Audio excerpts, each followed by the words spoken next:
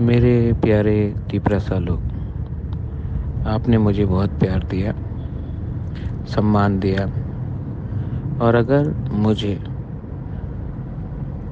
कल से भूख हड़ताल भी करना हो, जब तक मेरा सांस चला जाए, तो मैं करूँगा। आपको धोखा नहीं दे सकता। और जितना भी बीमार हूँ, मुझे कोई परवाह नहीं। फास्ट अनटू डेथ कर लूँगा, लेकिन गवर्नमेंट ऑफ इंडिया को हमारा बात मानना पड़ेगा, हमसे बात करना पड़ेगा। मैं वेट कर रहा हूँ।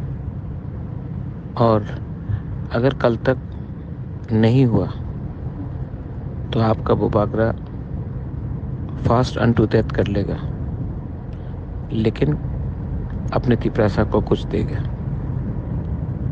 ये मैं आपको मैसेज देना चाहता हूँ।